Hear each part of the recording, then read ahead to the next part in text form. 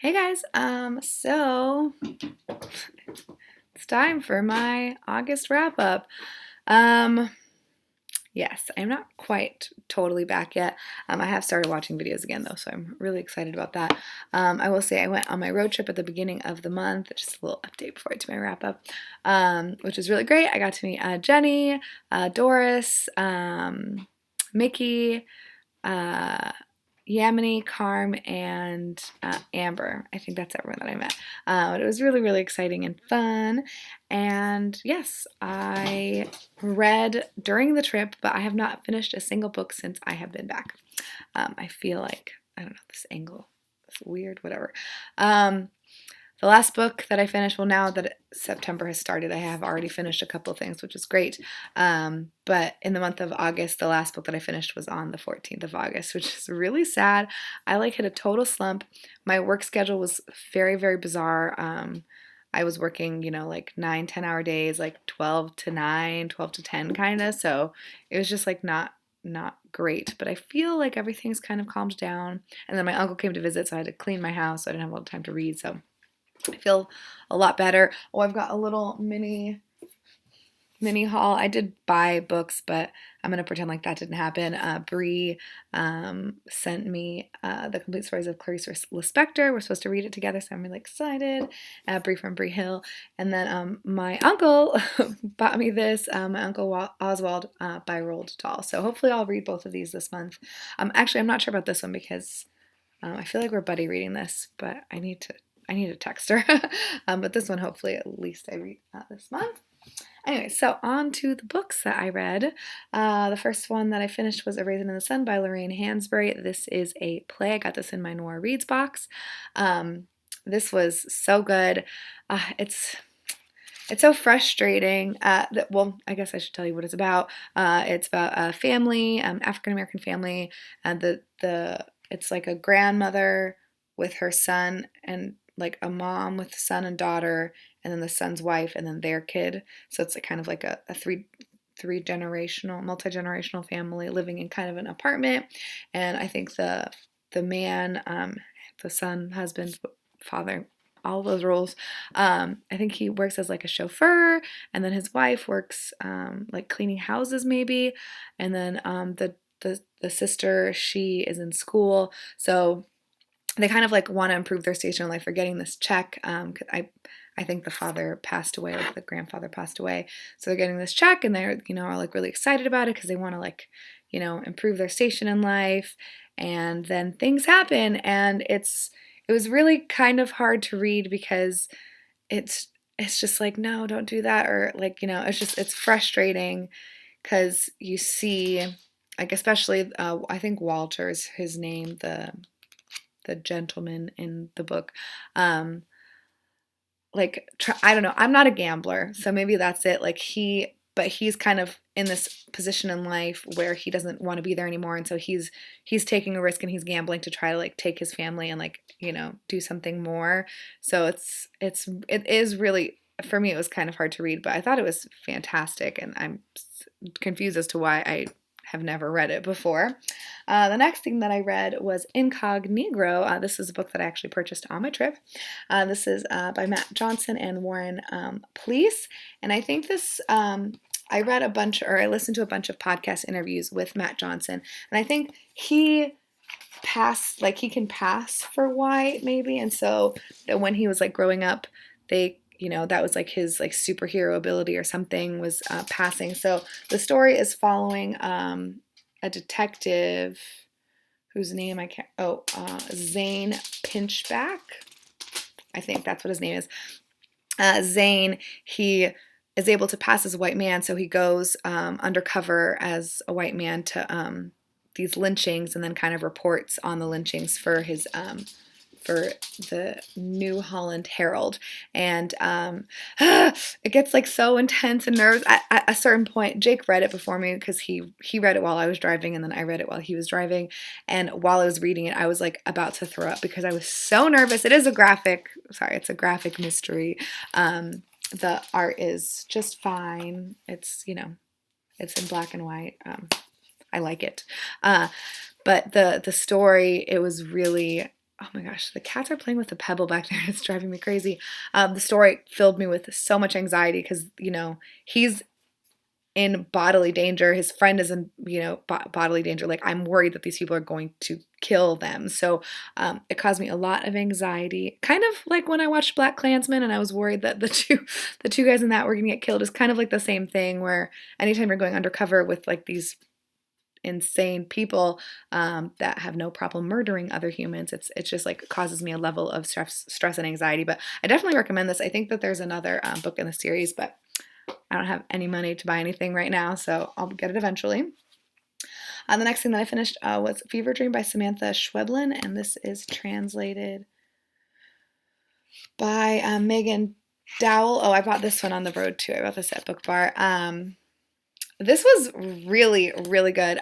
Definitely kind of like something that you want to sit and read in one sitting because it is a fever dream. Like you're reading this woman's story, but you're like in her head and she's talking to a fictional, not a fictional, but like the ghost, the soul of a young boy, and they're having a dialogue while she's recounting the things that have happened that have led her to the place to where she's in this fever dream.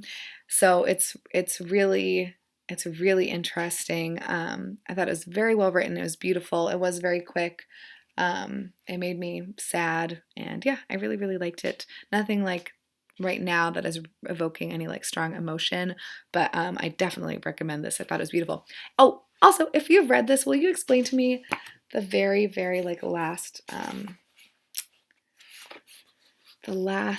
like paragraph? I think I get the ending, like with the ropes and the stuff, but for some reason, like the very, very ending, I got a little confused. So send me a message, The next thing that I finished was The Sewn Sky by N.K. Jemisin.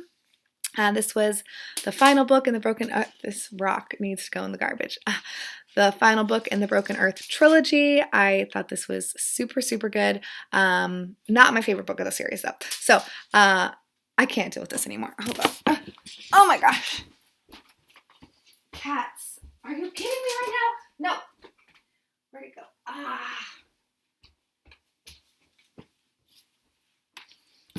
Hey guys, sorry. Okay, so the last book that I finished was The Sewn Sky. Something about this book didn't like hit me as much as the other ones. I wish I wrote down. There was like very specific reasons why, but at this moment I can't quite remember. Like I think she was getting like I can't remember exactly what it is, but something about this was a little off-putting, and I did feel like the ending was kind of like what I expected the ending to be. I don't really want to say anything because it's the third book in a trilogy. I was expecting the ending, but the ending was amazing, and it did tie it up perfectly. I thought the ending, that's always like the nervousness when you're reading a series is that it's not going to like end well. It did end very, very well, but in general, the book was not my favorite of the series. Then I picked up A Day in the Life of Marlon Bundo. So I bought this at Yamine's, not insistence.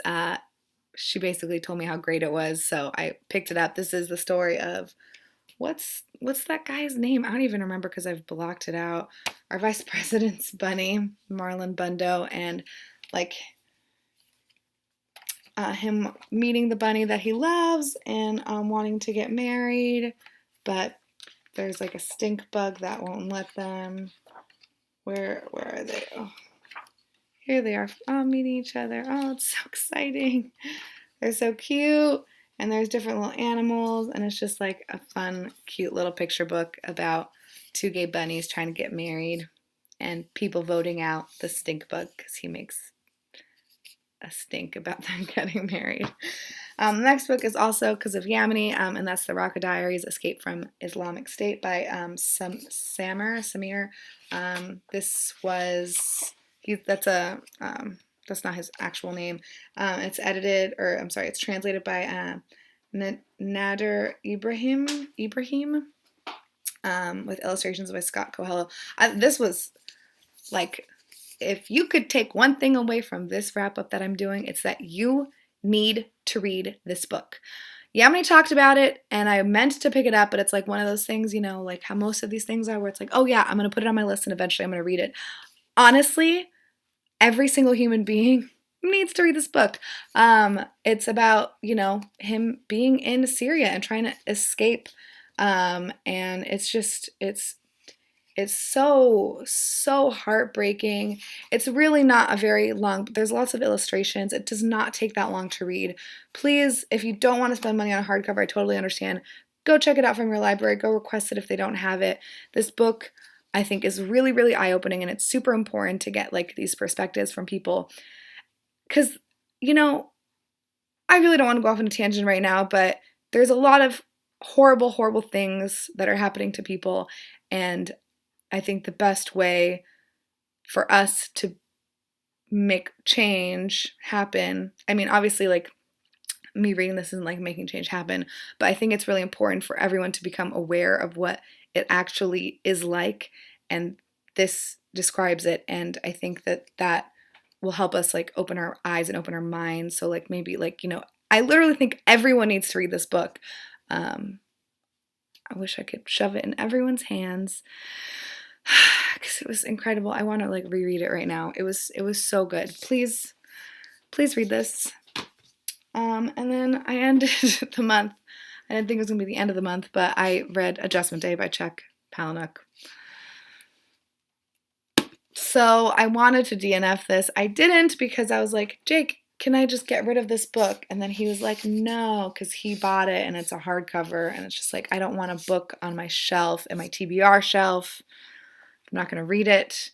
And I don't want to put it on my red shelf if I haven't read it. So I just like bit the bullet and just finished it. It wasn't that taxing. And there were some parts that made me laugh out loud. I just feel like this is just like, he just tries too hard now. I don't know. I haven't read one of his older books in a while. He used to be my favorite author when I was like 18, well, like 15 to 18, I guess maybe.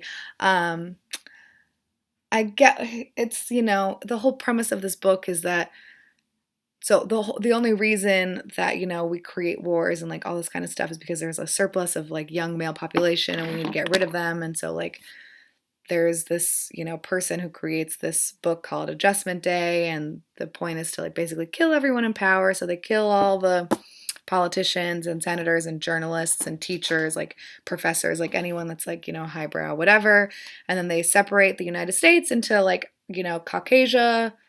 I don't know what the black country is, but you know, all the white people, all the black people, and then all the gay people.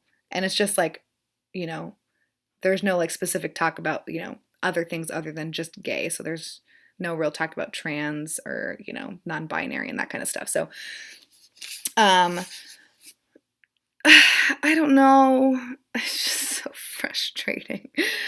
Cause like I understand what he's trying to do, but it's just like too much. It's just he's trying too hard. It's too heavy-handed. Um, I felt uncomfortable reading bits of it. And then yeah, while I was reading it towards the beginning, I was like, what about all the Asians? What about all the Hispanics? And then they're like, oh, they send them on a plane like back to like their country. Like it was fine. I gave it 2 stars. I don't recommend this book though, you know. I'm not like very upset that I read it. I'm just mildly upset that I read it. That's a stellar review right there. Yeah, I don't know. The themes that he tries to do, and he does this in all of his books, like it's all like, you know, very satirical, and it's all like supposed to be very biting on society and all this kind of stuff, but it's just like it was so repetitive and just juvenile. Jake calls it a YA, and I kind of agree. Like I feel like the way that he writes is it's very juvenile, and I don't care. All right, so those are the things that I read. Please pick up the Raqqa Diaries. Pretty, pretty, pretty, please. That's all. Bye bye.